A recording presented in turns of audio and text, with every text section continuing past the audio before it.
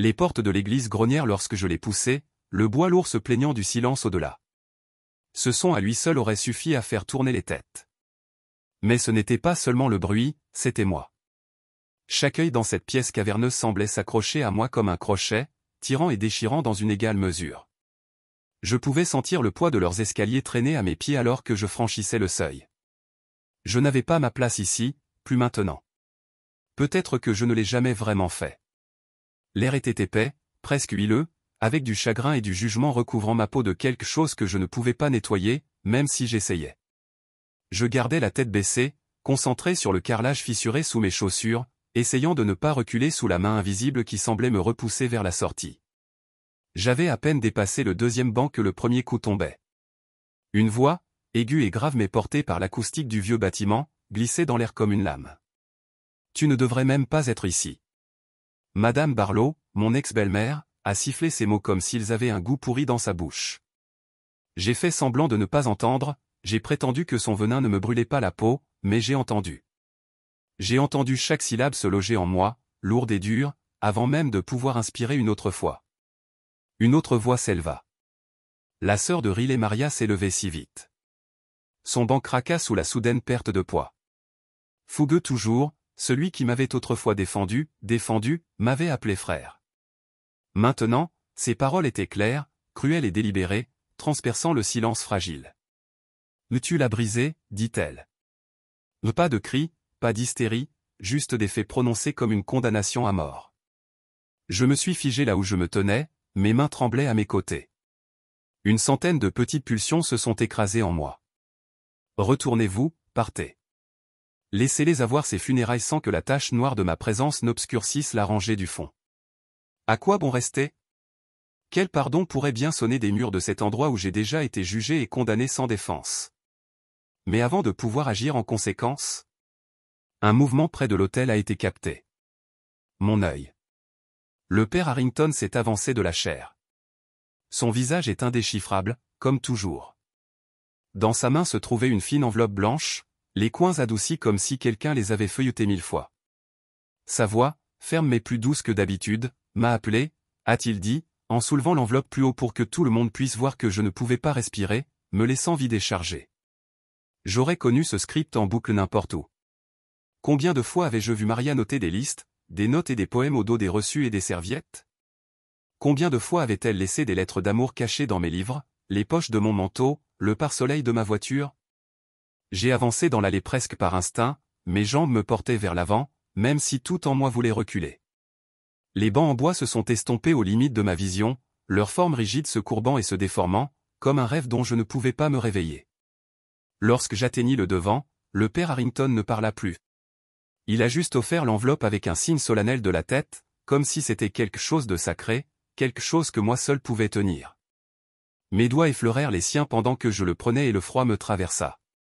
J'ai tenu l'enveloppe avec précaution, bêtement, comme si elle risquait de se briser, comme si c'était un être vivant, respirant ses derniers restes dans mes mains. Je pouvais sentir les yeux derrière moi, des dizaines d'entre eux, percer mon dos, attendant que je l'ouvre pour lire les aveux ou les condamnations qu'elle avait laissées derrière elle. Je me demandais s'ils espéraient que cela me damnerait davantage, leur donnerait raison dans leur verdict silencieux et bouillonnant. J'ai levé les yeux vers le père Harrington, vers la simple croix de bois montée derrière lui, vers les bannières fanées proclamant la paix et l'espoir, qui ressemblaient soudain à des plaisanteries cruelles. Il hocha la tête une fois, presque imperceptiblement, je pouvais partir. Je pouvais me retourner et franchir les mêmes portes qui avaient suscité leur protestation lorsque je suis entré, et personne ne m'arrêterait. Peut-être que quelques-uns seraient même soulagés. Puis j'ai pensé à elle, à la façon dont elle mordait le capuchon de son épingle lorsqu'elle réfléchissait. À propos de la façon dont elle s'appuyait autrefois contre moi lors de longs trajets en voiture, me confiant tout son poids comme si je pouvais porter le fardeau qu'elle portait. À propos de la façon dont elle a souri, Dieu se sourire. Et comment, même dans les moments les plus sombres, une partie de moi croyait encore que je pourrais y revenir si j'essayais assez fort. L'enveloppe trembla sous ma main. J'ai fermé les yeux pendant une demi-seconde, respirant le péché aigu du vieux bois, de la poussière et du chagrin. Et quand je les ai rouverts, j'ai glissé mon doigt sous le rabat et je l'ai déchiré. Quoi qu'il en soit, quoi qu'elle m'ait laissé, je lui devais de l'écouter. Même si la pièce était pleine de fantômes, même si j'étais le plus grand d'entre eux. La lettre me paraissait plus lourde dans mes mains qu'elle n'aurait le droit de le faire. Alors que je me rasseyais sur le deuxième banc, les traces d'usure s'enfonçaient à l'arrière de mes jambes. J'ai regardé l'enveloppe comme si elle allait m'avaler en entier. Autour de moi, la pièce respirait inégalement le poids de l'instant, faisant résonner chaque tout, chaque bruissement de vêtements, chaque frottement de chaussures contre la pierre comme un coup de feu dans l'espace caverneux. Mais tout était lointain, sourd, comme si j'étais sous l'eau. Et la seule chose qui comptait était le fantôme de ses doigts qui semblait s'attarder sur le papier, Maria. Son nom à lui seul suffisait à m'ouvrir la poitrine. J'ai fermé les yeux et pendant un instant, elle était de nouveau là. Pas la version dont tout le monde ici a choisi de se souvenir, aseptisée et adoucie par le chagrin, mais la vraie Maria. La fille qui riait trop fort de ses propres blagues, qui dansait pieds nus dans la cuisine quand elle pensait que personne ne la regardait. La fille qui avait l'habitude de mettre sa main dans le creux de mon bras, mais là, comme elle a toujours été censée être. J'ai pensé à la première fois que je l'ai rencontrée. Mon Dieu, comme c'était encore clair. Un café bondé, les bras chargés de livres qu'elle pouvait à peine porter, trébuchant et les éparpillant sur le sol. Je me suis agenouillé pour l'aider à les rassembler, et quand elle m'a regardé, son sourire m'a frappé comme un coup de poing. Directement dans les côtes. Elle n'a pas seulement éclairé une pièce, elle l'a enflammée sans même essayer. Il n'y avait eu aucun plan, aucun calcul, juste Maria avec sa dent de devant tordue dont elle était toujours gênée et son rire qui refusait d'être mis en bouteille. Et maintenant, elle était partie. La lettre que j'avais à la main, celle qui m'était adressée à moi et à personne d'autre, était une bouée de sauvetage. Je ne savais pas si j'aurais le courage de saisir, parce que ce n'était pas que du papier et de l'encre. C'était un bilan, un rappel qu'autrefois, elle m'avait aimé avec une férocité si brillante que mon monde était devenu quelque chose de plus grand, quelque chose en lequel il valait la peine d'y croire. Mais l'amour seul n'avait pas suffi, n'est-ce pas? J'ai ouvert les yeux et j'ai trouvé Riley qui me regardait toujours de l'autre côté de l'allée. Ses bras croisés étroitement sur sa poitrine, comme si elle se maintenait avec la seule force de sa volonté. Sa mâchoire était serrée, ses yeux brillaient de quelque chose de tranchant et de tacite, la colère, le chagrin, les deux. Peut-être qu'elle n'avait pas tort de me détester. C'était peut-être plus facile de me détester que d'admettre qu'aucun de nous n'avait su comment sauver Maria d'elle-même. Il pensait tout savoir. Il pensait que c'était simple, que je l'avais brisée comme tu le ferais. Une chose fragile tomba négligemment sur le sol. Mais aucun d'eux n'était là. La nuit, elle s'est assise au bord de notre lit, enveloppée dans l'ombre et le silence, et m'a dit qu'elle était fatiguée. Pas fatiguée comme avoir besoin de dormir, fatiguée comme une âme alourdie par des chaînes qu'aucun amour ne pourrait briser. Fatiguée comme quelqu'un qui ne croyait plus mériter qu'on le tienne plus longtemps. Aucun d'eux ne voyait qu'il avait dérivé lentement, comme un bateau, glissant ses amarres centimètre par centimètre, si doucement. Vous n'avez pas réalisé qu'il avait disparu jusqu'à ce que vous soyez seul sur le quai avec rien d'autre qu'une corde vide dans les mains. Il ne connaissait pas les nuits. Je suis resté éveillé longtemps après qu'elle soit tombée dans un sommeil agité, regardant le plafond, me demandant s'il y avait autre chose, je n'avais pas encore essayé, une phrase magique qui pourrait la recoudre. Elle m'avait dit un jour, d'une voix craquante comme des feuilles sèches sous les pieds, qu'elle ne voulait plus qu'on se batte pour elle. Je me souviens des mots exacts parce qu'ils m'ont vidé comme rien d'autre ne l'a jamais fait. S'il vous plaît, avait-elle murmuré, laissez-moi partir. Et le pire, c'était à ce moment-là. J'ai vu l'épuisement dans ses yeux et j'ai réalisé que se battre n'était plus de l'amour, mais de la cruauté. L'aimer signifiait la laisser s'éclipser, même si cela m'épuisait de le faire. J'ai serré l'enveloppe plus fort entre mes doigts, m'appuyant sur le bord tranchant du papier contre ma peau. Cette lettre, elle n'était pas que pour moi. Ce n'était pas simplement un au revoir privé destiné à apaiser ma culpabilité ou à apaiser de vieilles blessures. C'était un scalpel destiné à briser les mensonges faciles dans lesquels tout le monde s'était enveloppé comme un linceul. C'était pour Riley, pour Madame Barlow, pour chaque personne dans cette pièce qui s'accrochait à une version de Maria figée dans le temps, soignée, parfaite et irréprochable. C'était pour la vérité. Le père Harrington bougea légèrement devant la chaire, attendant. Il ne m'a pas pressé, ne m'a pas poussé.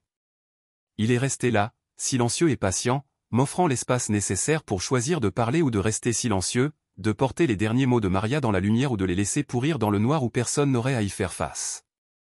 J'inspirais lentement, sentant l'air vicié de l'église me brûler le fond de la gorge. J'ai levé les yeux vers le vitrail derrière l'autel, où une centaine de fragments de verre coloré se sont réunis pour former un trou cabossé mais magnifique. C'était peut-être ce que Maria avait essayé de nous dire, aucun de nous n'était tout à fait dans l'histoire. Nous n'étions que des morceaux brillants, brisés et magnifiques. Ma voix, quand elle est finalement venue, était chevaline et basse. Elle a demandé que cela soit lu à haute voix. Je me suis dit plus que quiconque.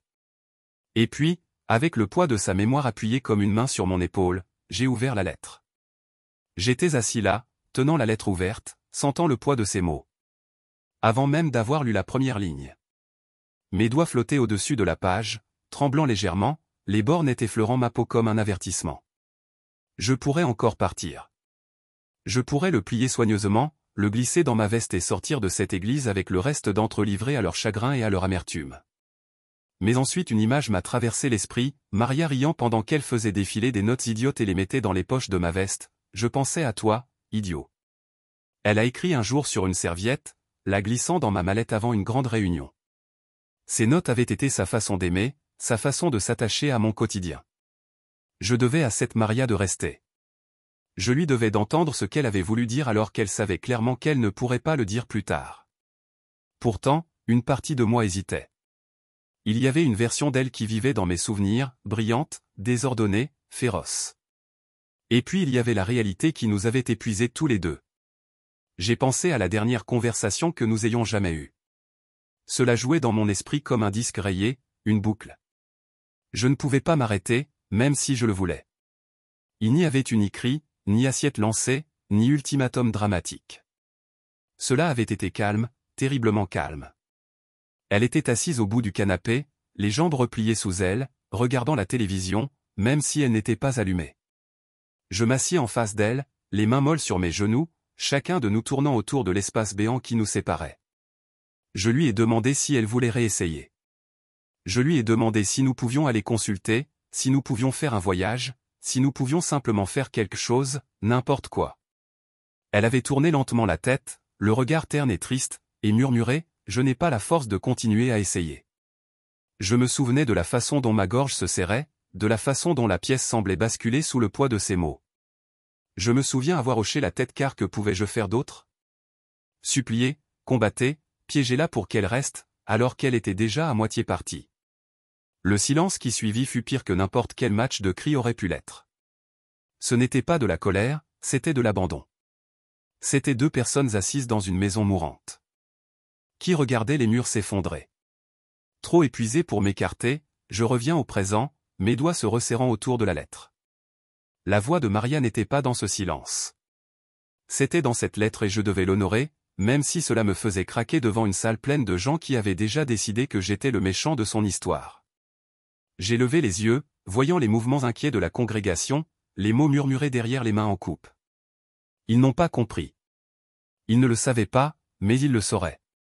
Je m'assurais qu'ils le fassent, même si cela impliquait de me mettre à nu. L'église semblait plus froide maintenant, comme si la vérité avait fait baisser la température de plusieurs degrés. J'ai inspiré brusquement et j'ai enfin laissé mes yeux se concentrer sur les mots que Maria avait écrits. Ils étaient en désordre, pressés, comme si elle avait eu besoin de les sortir avant de perdre son sang-froid. Son écriture était plus inclinée vers la droite que d'habitude, comme si les mots avaient tenté de dépasser sa peur. Mon cœur se serra à la vue de cette petite preuve de la bataille qu'elle avait menée. Même comme elle l'a écrit. Le truc, c'étaient les gens assis derrière moi qui chuchotaient et jugeaient. Ils ne se souvenaient que des moments faciles d'aimer Maria, des moments radieux. Ils ne comprenaient pas la profondeur de ses ombres, à quel point elle pouvait se replier sur elle-même lorsque le poids de son propre esprit devenait trop lourd. Ils ne savaient pas combien de nuits elle était restée éveillée à regarder le plafond, son corps à côté du mien, mais son esprit quelque part que je ne pouvais pas atteindre. Ils ne l'avaient pas entendue lorsqu'elle disait « Je ne veux plus être le fardeau de qui que ce soit ». Ils n'avaient pas vu le regard hanté dans ses yeux lorsqu'elle retirait sa main de la mienne, comme si le simple contact était trop difficile à supporter.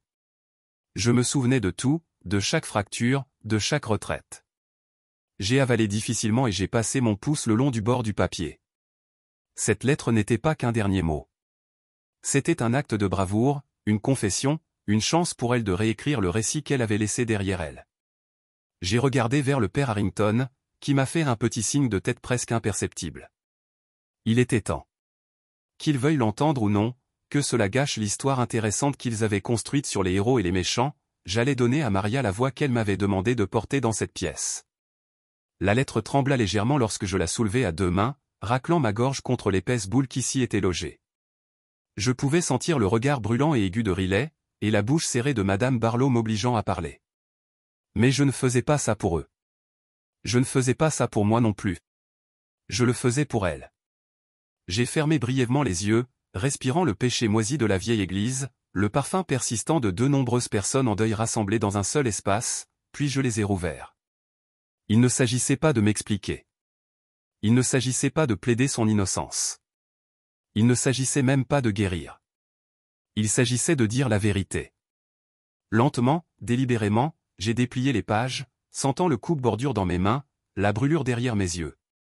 Le monde se rétrécissait à moi, la lettre est le souvenir d'une femme qui avait autrefois cru que nous pouvions tout conquérir ensemble.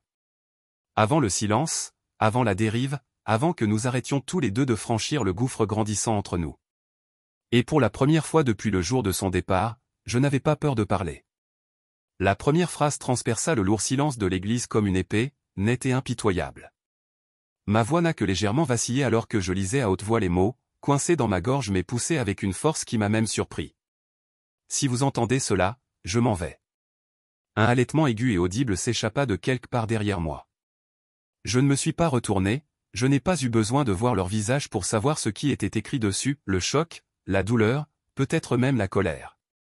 Mais je suis resté enraciné sur place, la lettre tremblant légèrement dans mes mains alors que je la tenais devant moi, comme un bouclier, comme une confession, comme le dernier morceau fragile d'elle encore attaché à ce monde à travers moi. Le poids de son absence s'est imposé encore plus lourd dans la pièce. Ce n'était pas le simple chagrin passif auquel les gens s'attendaient lors d'un enterrement. Non, c'était quelque chose de plus vicieux, de plus personnel. Ces paroles ne faisaient pas que reconnaître la mort. Il l'avait revendiqué, l'avait possédé, l'avait fait sien d'une manière qui éliminait les couches polies de déni que tout le monde ici avait essayé si fort de s'envelopper comme un manteau d'hiver contre une tempête. Du coin de l'œil, j'ai vu les bras de Riley croisés plus étroitement sur sa poitrine, sa mâchoire serrée, tout son corps tendu, comme si elle se retenait de crier, de m'arracher la lettre des mains. J'ai vu Madame Barlow se raidir, son visage se décolorer, ses doigts agiter le foutu mouchoir qu'elle tenait. Mais j'ai continué. Chaque mot, un autre petit acte de défi contre la version soignée des événements qu'ils avaient essayé de construire autour d'elle. S'il vous plaît, ne les laissez pas faire de lui mon méchant. C'était comme si une bombe avait explosé dans la pièce. Une onde de choc déchira les bancs. Les gens se remuaient, murmuraient, se regardaient à la volée, ne sachant que faire de cette soudaine fissure dans les fondations. Ils se tenaient debout avec tant de suffisance. Ma poitrine me faisait mal. Pendant que je prononçais ces mots, l'écho de sa voix dans ma tête, plus fort que les murmures qui s'agitaient autour de moi. Elle l'avait vu venir. Elle savait combien il leur serait facile de choisir leur camp pour peindre des monstres et des saints en noir et blanc, car affronter la vérité trouble et compliquée était bien plus difficile. Je pouvais sentir la chaleur du regard de Riley me transpercer, sa fureur palpable. Mais en dessous, quelque chose d'autre vacillait, l'incertitude, le doute. Les mots de Maria remodelaient la pièce en temps réel, déchirant des trous dans le récit auquel ils s'étaient accrochés, les laissant exposés et bruts. Je laisse le silence s'étendre un instant, le laisser s'enfoncer profondément dans les os de toutes les personnes présentes. Je voulais qu'ils le ressentent. J'avais besoin qu'ils restent assis dans l'inconfort, qu'ils luttent contre la possibilité qu'ils n'aient pas tout su, qu'ils aient aimé une version d'elle qui n'était qu'une partie de toute la vérité. Mes mains se stabilisèrent. D'une manière ou d'une autre, prononcer ces paroles à voix haute m'a donné une force à laquelle je ne m'attendais pas. C'était comme si je me tenais au bord d'une falaise et réalisais que tu n'avais plus peur de tomber. Je me raclai la gorge et continuai, ma voix ferme, même si mon cœur battait douloureusement contre mes côtes. J'ai fait des erreurs, disait la lettre, mais tout le monde aussi. Et si vous cherchez quelqu'un à blâmer pour mes morceaux cassés, ne le faites pas. Ils étaient fissurés bien avant son arrivée. Une autre ondulation, celle-ci plus lourde, plus changeante, des regards plus rapides, la prise de conscience inconfortable que peut-être l'histoire n'avait pas été aussi simple qu'il le souhaitait. Peut-être que le chagrin n'était pas une ligne droite mais plutôt une série de choix, de regrets et de mésaventures. Je pouvais le sentir, le lent effritement de la certitude dans la pièce. Même Madame Barlow, qui avait construit toute une mythologie autour de mes prétendus échecs, avait l'air secouée. Son mouchoir flottait dans ses mains, ses lèvres travaillant silencieusement comme si elles essayaient de trouver une prière à laquelle s'accrocher qui annulerait ce qu'elles entendaient. Mais il n'y avait pas de prière pour cela, seulement la vérité brute et nue que Maria avait laissée derrière elle. Je m'arrêtai, laissant la lettre s'enfoncer légèrement tandis que je regardais la congrégation. Leur visage était une étude de contradiction, colère, chagrin, confusion, attitude défensive. Ils se débattaient. Bien, ils devraient lutter. Il l'avait aimée, oui, mais il l'avait aussi enfermée, exigé d'elle une perfection.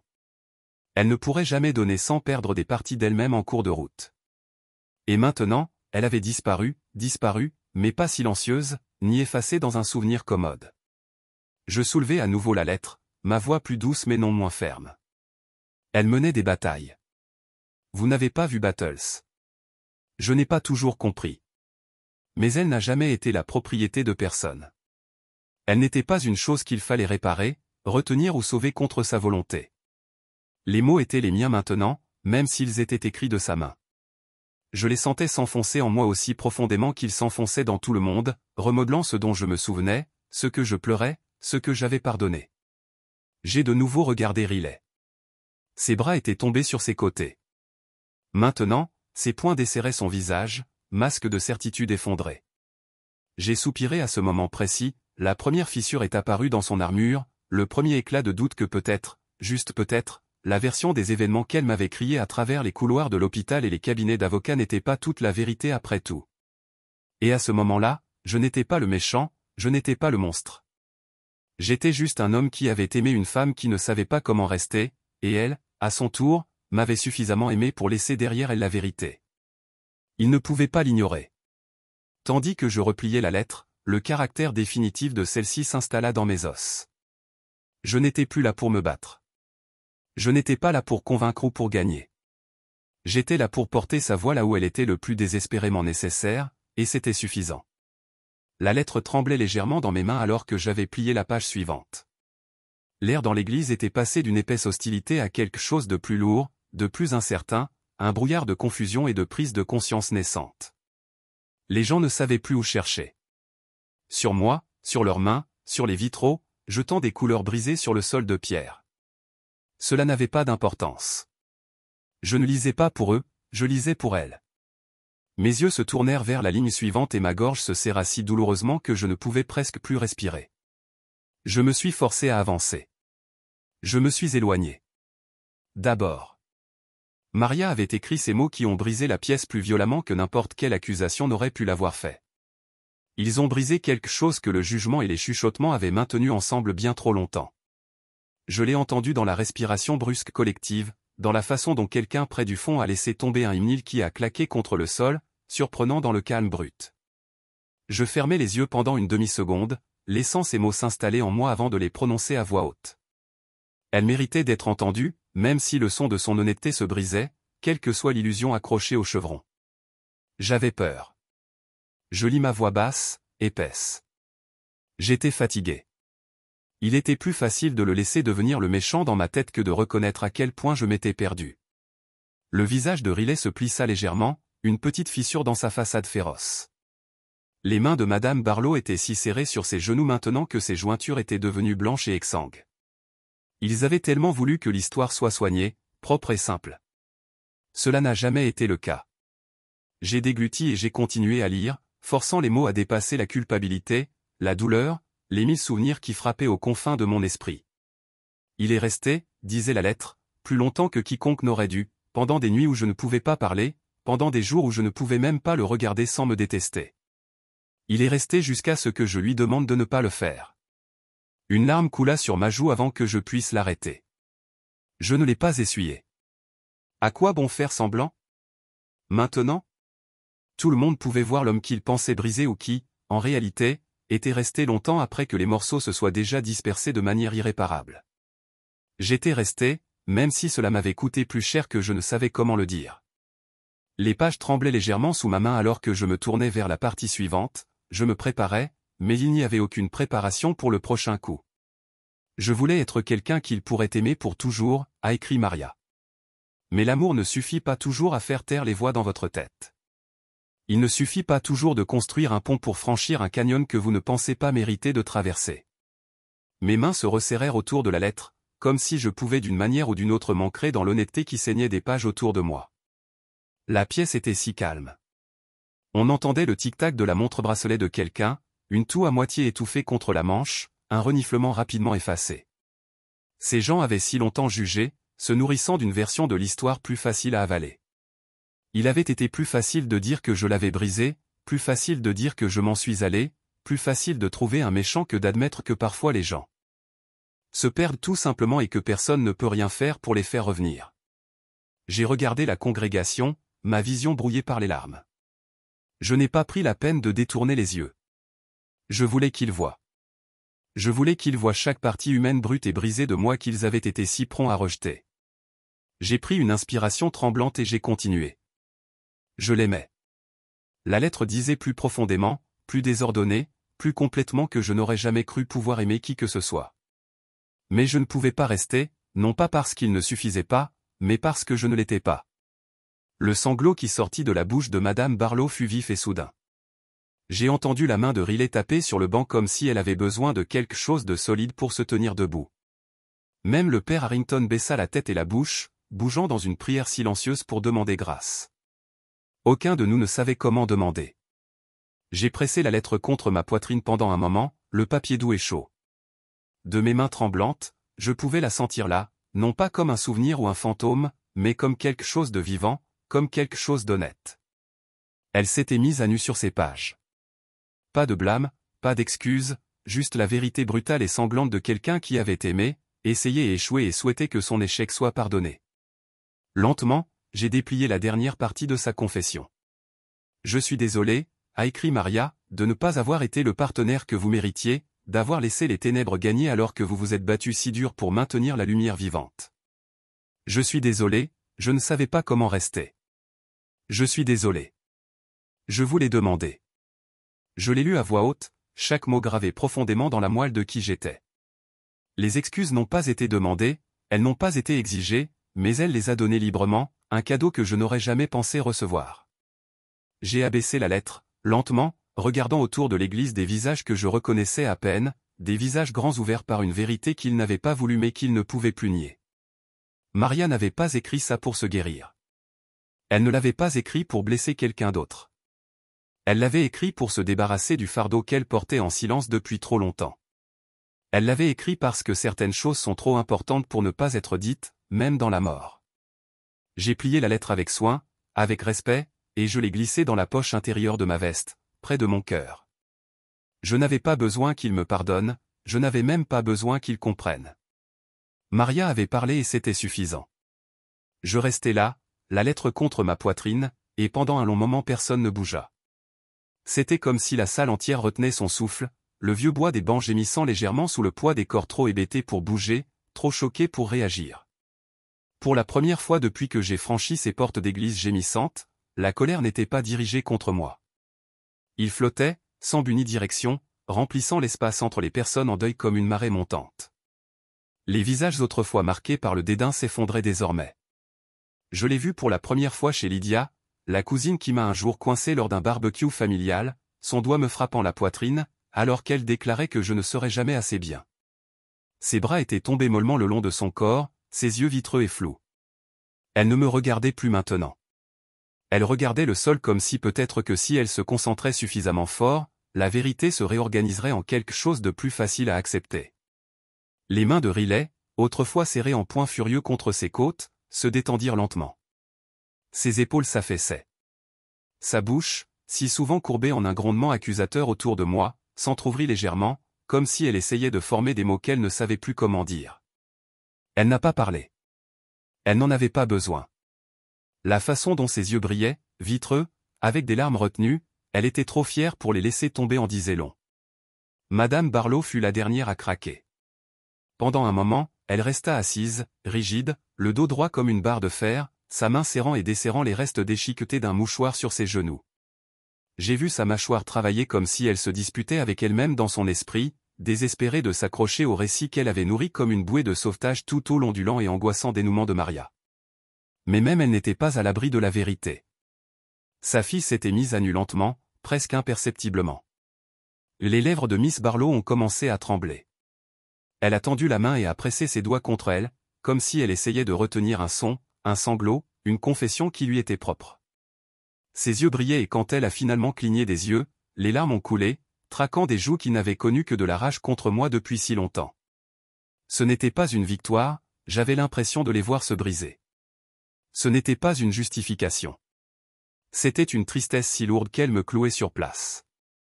Pour les voir se briser, je ne voulais pas les voir s'effondrer sous le poids de la vérité, mais il n'y avait rien à faire. Les mots de Maria avaient été un scalpel coupant l'infection qui s'infectait en chacun de nous. Il n'y avait pas de guérison jusqu'à ce que la blessure saigne. J'ai regardé mes mains encore légèrement tremblantes à cause de la force de tout maintenir ensemble. Je crois qu'il a dit avec la cadence régulière d'un homme habitué à porter l'insupportable. C'était la dernière prière de Maria. Un murmure d'accord se répandit dans la pièce, doux et incertain. Certaines têtes étaient inclinées, d'autres regardaient droit devant elles, sans voir. Pour la première fois depuis sa mort, j'avais l'impression que peut-être, juste peut-être, les gens qu'il avait aimés et perdus commençaient enfin à comprendre ce qu'ils avaient été trop aveugles ou trop fiers pour voir avant que je m'assoie lourdement sur le banc, mes jambes ne voulaient plus me tenir debout. Mon cœur cognait sourdement contre mes côtes, sans s'emballer, sans paniquer, juste là comme un battement de tambour, marquant le simple fait que j'étais toujours en vie, respirais.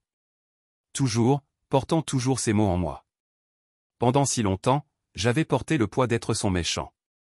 J'avais porté le reproche comme une seconde peau, j'avais essayé d'évoluer dans un monde qui me considérait comme inférieur à ce que j'avais été, parce qu'il était plus facile de leur laisser le croire que de discuter, plus facile d'accepter la punition que de rouvrir. De vieilles blessures. Mais maintenant, avec les derniers mots de Maria résonnant encore dans les espaces vides entre nous, le fardeau n'était plus le mien seul.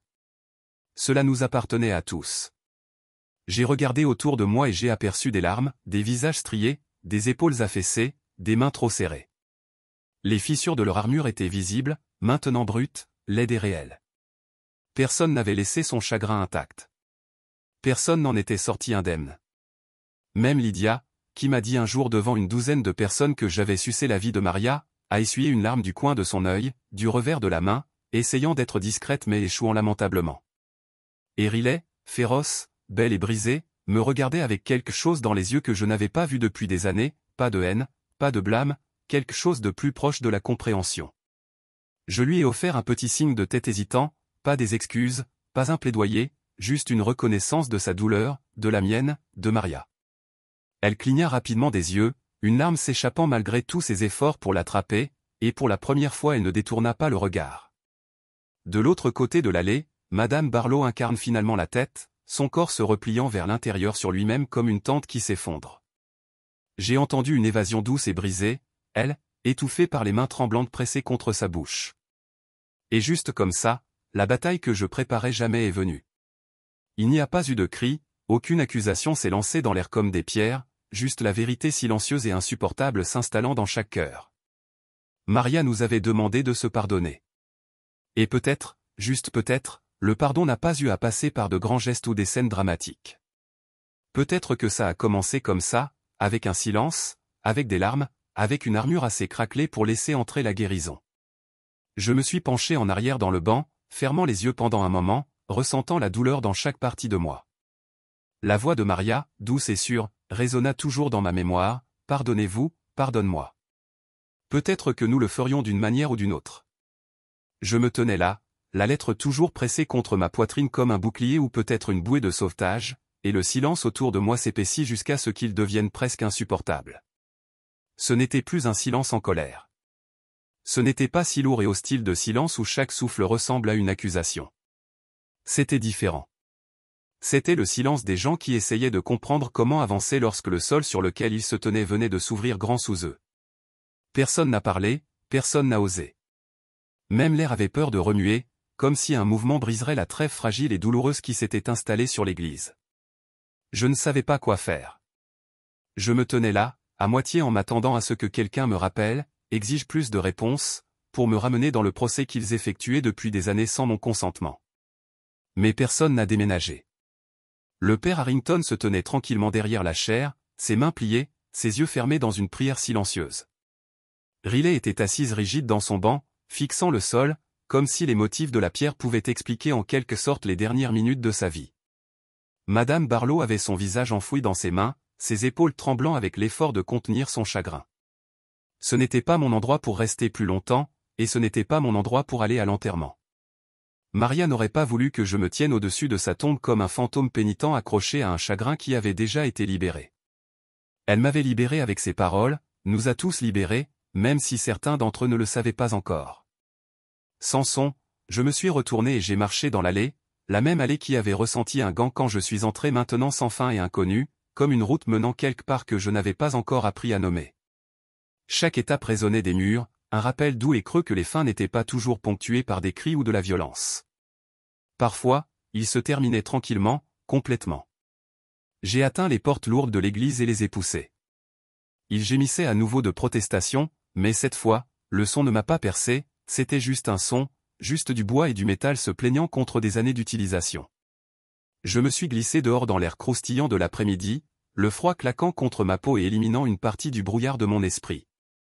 Le soleil était trop brillant pour des funérailles. Il a rebondi sur le capot de mon camion garé sur le terrain, une lueur de lumière qui m'a forcé à plisser les yeux. La vie, têtue et indifférente, pulsait autour de moi, les oiseaux flottant entre les branches nues, le bourdonnement lointain de voitures passant sur la route au-delà des portes du cimetière, le monde avait l'audace de continuer à bouger, même si le mien avait bloqué quelque part entre le chagrin et quelque chose de dangereusement proche du soulagement. Je suis monté dans la cabine de mon camion, j'ai claqué la porte plus fort que nécessaire et j'ai saisi le volant avec les deux mains jusqu'à ce que mes jointures soient blanches. Pendant longtemps, je me suis assis là, me sentant tout et rien à la fois. J'aurais dû pleurer, j'aurais dû crier, j'aurais dû faire quelque chose pour correspondre à l'émeute à l'intérieur de ma poitrine, mais tout ce que je pouvais faire était de m'asseoir là, la lettre toujours cachée, en sécurité dans ma veste et de respirer des respirations profondes et lentes qui brûlaient sur les bords mais m'ont rappelé que j'étais toujours là, toujours en vie. Et c'était la partie la plus difficile, ne vivait-elle pas? Vivre dans un monde où le rire de Maria n'était maintenant qu'un écho dans ma mémoire, où l'avenir que j'ai construit une fois autour d'elle n'existait que comme des décombres à mes pieds. Vivre quand elle ne pouvait pas, quand elle a choisi de ne pas le faire. J'ai penché ma tête en arrière contre le siège et j'ai fermé les yeux un instant. La chaleur du soleil à travers le pare-brise ressemblait à sa main brossant la mienne, un fantôme de réconfort. Je me suis tenu aussi étroitement que possible, même si elle s'est éloignée, tout comme elle a fait bourdonner mon téléphone dans la console centrale, une intrusion discordante dans la bulle fragile que j'avais construite autour de moi. Je l'ai ignorée. Un autre buzz et un autre. J'ai craqué quand j'ai ouvert et j'ai vu l'écran s'allumer avec un nom que je ne m'attendais pas, Lydia. Un texte, court, maladroit, des excuses numériques de quelqu'un qui avait autrefois été bruyant dans sa haine pour moi. Je suis désolé pour ce que nous avons dit, pour ce que nous pensions. J'ai regardé le message, je ne sais pas comment répondre. Peut-être que je n'en avais pas besoin, peut-être que certains ponts ne nécessitaient pas de grands gestes pour être croisés, peut-être un signe de tête, un moment, une reconnaissance était suffisante. Un autre buzz, un nom différent, Madame Barlow. Pas de texte, juste une notification selon laquelle un arrangement floral avait été livré à ma porte. Pas de carte attachée, pas de déclaration dramatique, juste une offrande silencieuse, maladroite et douloureuse et honnête. J'ai tourné le téléphone face vers le bas sur le siège et je me suis penché en arrière, laissant le poids du jour s'enfoncer. Plus tard, Riley a appelé. Je n'ai pas répondu la première fois, je ne savais pas si je le pouvais, mais elle a appelé encore et encore jusqu'à ce que finalement je ramasse, ma voix rugueuse, avec l'épaisseur d'émotion loge dans ma gorge. Elle ne s'est pas excusée, elle n'a pas demandé le pardon. Tout ce qu'elle a dit, c'était « puis-je revoir la lettre ?» Sa voix était petite, pas en colère, pas exigeante, juste fatiguée, usée aux os du chagrin et ayant besoin de quelque chose à retenir. Je lui ai dit que j'en enverrais une copie. Elle a dit merci, sa voix craquant la deuxième syllabe, puis elle a raccroché. Nous n'avons rien dit de plus. Nous n'en avions pas besoin. Les paroles de Maria avaient encore construit quelque chose entre nous, un petit pont sur le sol brûlé que nous avions passé des années à brûler sous nos pieds. Ce n'était pas fort, ce n'était pas joli, mais c'était suffisant pour marcher si nous osions. Alors que j'étais assis là dans le calme, sentant la chaleur du soleil s'évanouir et le bord net de la soirée qui se glisse, j'ai réalisé quelque chose, le pardon n'était pas un seul acte. C'était 1000 petits choix faits dans le silence, après la fin des cris et peut-être, juste peut-être, j'étais prêt à commencer à les faire. Le premier matin après les funérailles, je me suis réveillé dans une maison si calme qu'elle semblait étrangère. Pas de frappe à la porte, pas d'appels accusés, pas de texte pitié d'inonder mon téléphone, juste du silence. Un autre type de silence cette fois, moins comme un jugement appuyant contre ma poitrine et plus comme un espace, comme air enfin ramené dans une pièce qui avait été scellée trop longtemps. Pendant un moment, je me suis assis sur le bord de mon lit à regarder les lattes fanées de la lumière du soleil rampant sur le sol, me laissant respirer sans excuse. Chaque souffle fait mal d'une manière étrange, étirant des endroits en moi qui s'étaient serrés avec culpabilité et ressentiment. Mais c'était une bonne blessure, nécessaire. Au cours des prochains jours, le texte a coulé. Lydia est venue en premier. Des excuses courtes et maladroites, si maladroitement formulées que cela m'a fait sourire, malgré moi. Je ne savais pas, aurais dû, je suis désolé. Pas d'épanouissement, pas de tentative d'expliquer les années d'épaules froides et de regards pointus, juste quelques mots qui étaient assis sur l'écran de mon téléphone comme une offrande. Je n'ai pas répondu tout de suite. Une partie de moi ne savait pas comment, mais une autre partie, la partie de la lettre de Maria avait touché, la partie qui se souvenait de l'amour même par la colère, savait que la reconnaissance était suffisante. Pour l'instant, une réponse simple, merci. Ni plus ni moins. Madame Barlow n'a pas envoyé de SMS. Je ne m'attendais pas à ce qu'elles soient des blessures trop profondes pour que les mots soient réparés et je savais que le sien avait calcifié au fil des années de chagrin et de déni. Mais 2 jours après les funérailles, j'ai ouvert ma porte d'entrée pour trouver un arrangement floral assis tranquillement à ma porte, lies et roses blanches, une carte simple nichée à l'intérieur des tiges et signée. Aucune excuse écrite, aucune demande faite, juste une fleur, une offrande de paix sous sa forme la plus pure. Je suis resté là sur le porche pendant longtemps, le froid de l'aérographe du matin contre ma peau, le péché des fleurs s'élevant comme un souvenir que je ne pouvais pas tout à fait placer. Enfin, je les ai amenées à l'intérieur et les ai placées sur la table de la cuisine. Je n'avais pas besoin de l'appeler, je n'avais pas besoin de la remercier. Le geste était suffisant. Il a dit ce que aucun de nous ne pouvait. Celui qui m'a le plus surpris était Riley. Son numéro a allumé mon téléphone 2 nuits après les funérailles. Je n'ai presque pas répondu. La partie de moi encore meurtrie après des années de mépris, reculée, attendant des accusations, des mots pointus jetés comme des couteaux. Mais ce n'était pas comme ça. Sa voix était plus douce maintenant, fatiguée, réelle. Elle ne s'est pas excusée, pas vraiment. Je ne pensais pas qu'elle savait comment. Au lieu de cela, elle a demandé si elle pouvait revoir la lettre, pour ne pas la défier, ne pas la tordre, juste pour la voir, pour tenir les paroles de Maria entre ses mains et peut-être enfin les croire sans le filtre de sa colère. Je lui ai envoyé une copie le lendemain matin, en le glissant dans une enveloppe simple et en le déposant chez elle sans sonner la cloche. Pas de confrontation dramatique, pas de conversation forcée, juste un échange de confiance tranquille. Nous n'avons pas parlé beaucoup au-delà de cela, quelques textes, quelques mots prudents gardés échangés lorsque nous nous sommes rencontrés à l'épicerie. Mais nous n'avions pas besoin de dire grand-chose.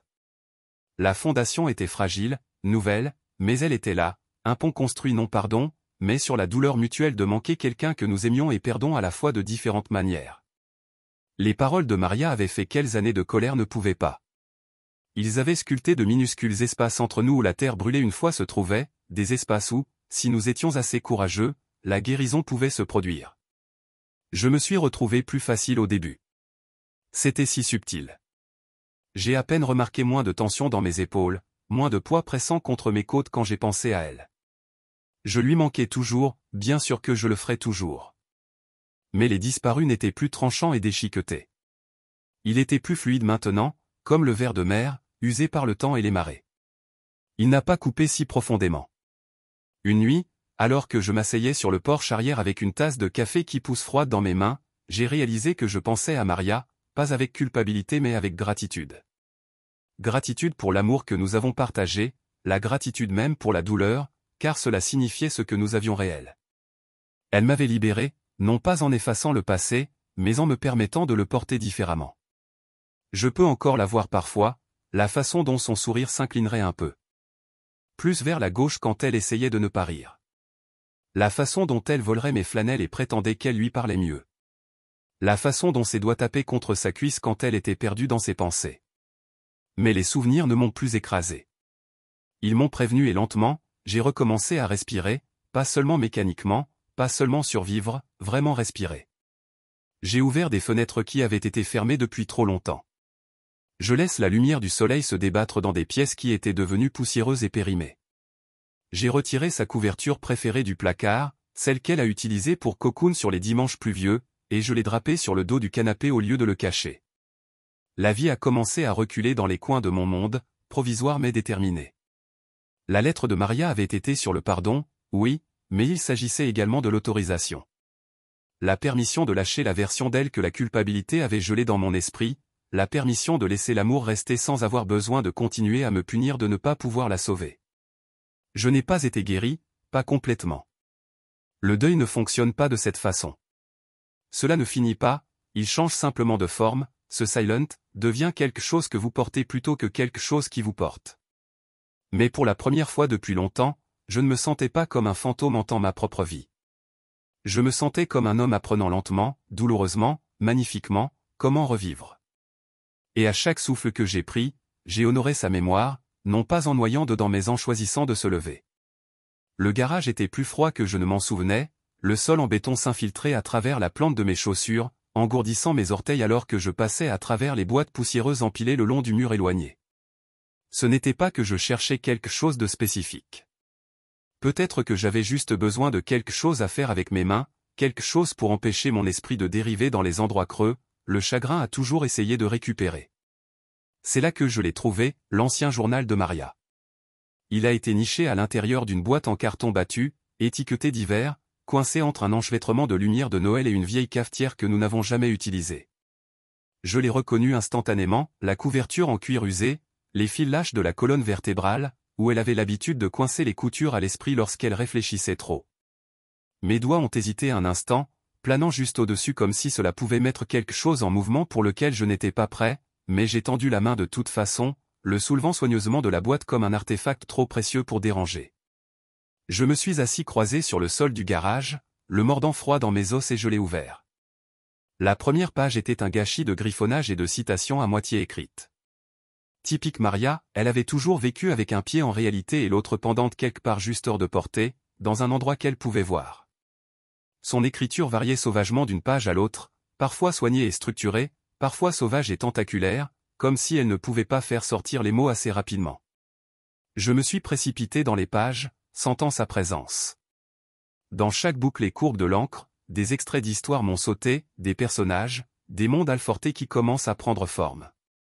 Une page a tenu le début d'une histoire d'amour sur deux personnes qui se sont rencontrées dans un train mais qui n'ont jamais parlé.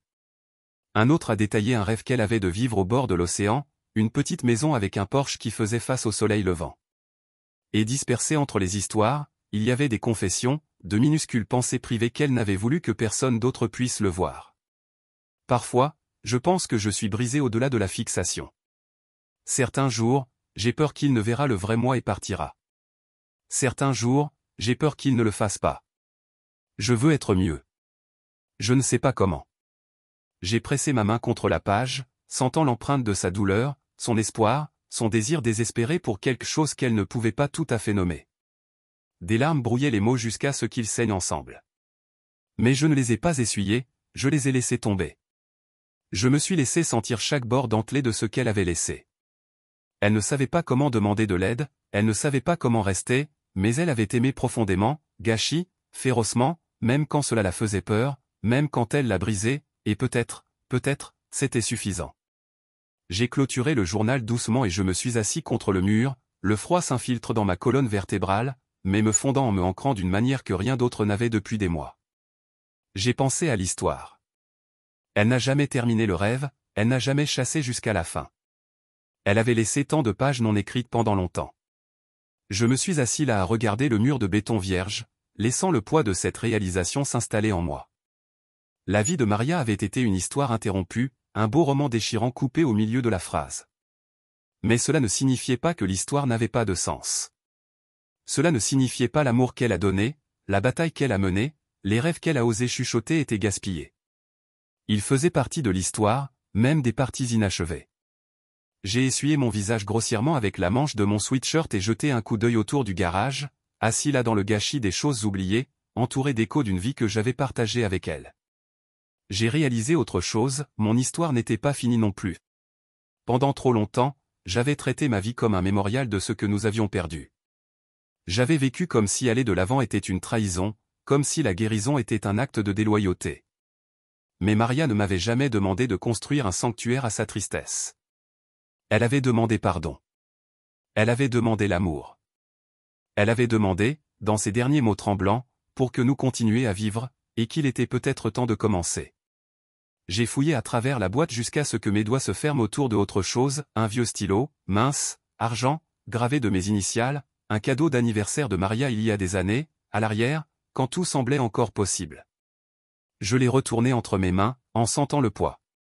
C'était plus lourd que je me souvenais, ou peut-être que j'étais juste plus lourd, accablé par trop d'hier. Lentement, délibérément, j'ai sorti un vieil cahier d'une boîte. Différente, lorsque j'avais abandonné après le divorce, après que tout s'est ouvert et s'est renversé. Je me suis ouvert à la première page vierge. Le stylo y plana un instant, incertain. Que avais-je même à dire? Quelle histoire pourrait être importante après tout? Mais ensuite, j'ai pensé à Maria, de ses pages inachevées, de ses rêves toujours en marge, et j'ai commencé à écrire. Pas des fins, pas de la douleur, bien qu'elle soit toujours là, une partie de moi autant que toute autre chose. J'ai écrit sur les débuts, les petits, les plus calmes, le genre que vous ne reconnaissez même pas jusqu'à ce qu'ils aient déjà pris racine en vous. J'ai encore écrit sur la respiration. J'ai écrit sur le pardon, imparfait et inachevé. J'ai écrit sur l'amour qui n'avait pas besoin de durer éternellement pour être réel. Les mots n'étaient pas parfaits, ils trébuchaient et trébuchaient sur eux-mêmes, désordonnés et maladroits, mais ils étaient à moi, et pour la première fois depuis longtemps, c'était suffisant.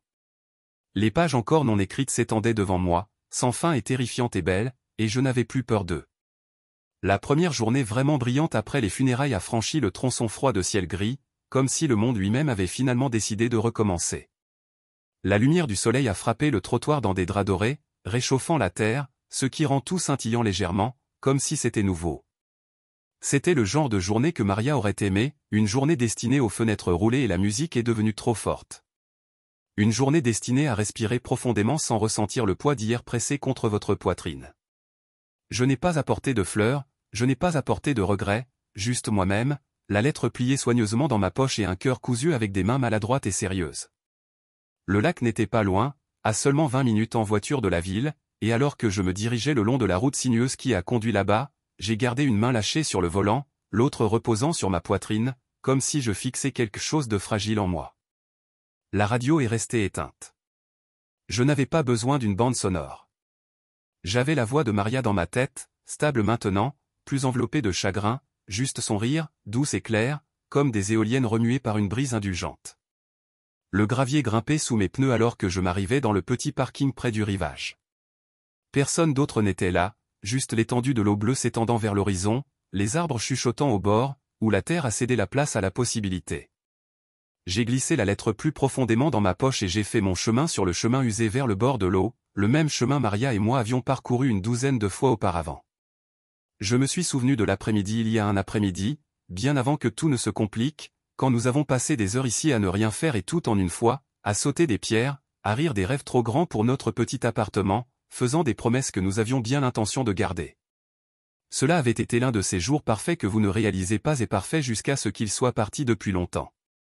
Je me suis assis au bord du rivage, laissant le sable humide tremper dans le siège de mon jean et me pencha sur mes mains. Je n'ai pas sorti la lettre, je n'avais pas besoin de le relire. Il était déjà sculpté en moi, tissé dans la façon dont je comprenais, pardon, chagrin, amour. Pendant longtemps, je me suis assis là, respirant, laissant les souvenirs venir sans les combattre, les laissant passer à travers moi comme la lumière du soleil à travers des fenêtres ouvertes. Je me suis souvenu de la première fois qu'elle a dit qu'elle m'aimait, comment elle ne m'avait pas regardé quand elle l'a dit, a juste regardé obstinément par la fenêtre, comme si elle me déshabillait pour la rejeter, prouver ses pires peurs. Je me souvenais de tendre la main et de lui prendre la main sans dire un mot, sentant le tremblement dans ses doigts faciliter le moment où je l'ai touché. Je me suis souvenu de la dernière fois que nous avons parlé, la façon dont sa voix se fissurait, la façon dont ses épaules s'affaissaient sous des poids invisibles que je ne pouvais pas soulever pour elle. Je me souvenais de vouloir la maintenir avec mes mains, avec mon amour, avec ma volonté, et réaliser enfin que parfois l'amour n'est pas une colle, parfois c'est un lâchement. Les vagues se déchaînent doucement sur le rivage, stable et sûr comme un rythme cardiaque. Le soleil scintillait à travers la surface et dans cette réflexion, je n'ai plus vu de perte. J'ai vu l'amour. Pas le genre d'amour sur lequel ils écrivent dans les livres d'histoire, le genre qui se termine avec toujours et heureux pour toujours, cousu soigneusement dans les coutures. Non, le nôtre avait été plus compliqué que ça. Le nôtre avait été féroce et imparfait et réel. Le nôtre s'était craqué et s'est effondré sous le poids des choses que nous ne pouvions pas nommer et que nous ne pouvions pas réparer. Et cela n'a pas rendu moins d'amour. L'amour ne ressemble pas toujours à éternellement. Parfois, il semble s'asseoir près d'un lac par une journée chaude, seul mais pas solitaire, portant les meilleures parties de quelqu'un avec vous tout en quittant le reste où il appartient dans le passé, honoré mais plus en contrôle. Parfois, cela ressemble à respirer quand vous pensiez que vous aviez oublié comment.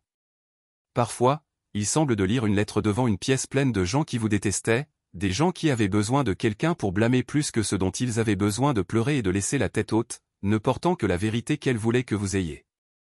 J'ai tiré la lettre de ma poche et l'ai lissée sur mon genou, le vent tirant avec espièglerie sur les bords. J'ai lu la première ligne silencieusement une fois de plus. Si vous entendez cela, je suis parti. Cela n'a pas fait de mal comme il l'avait fait auparavant. Cela ne ressemblait pas à un poignard se tordre en moi.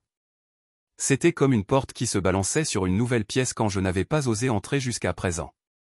J'ai plié la lettre soigneusement, je l'ai pressée à mes lèvres dans un adieu silencieux et je l'ai repliée dans ma veste. Maria avait été mon début et mon chagrin. Elle avait été le rêve dans la tempête.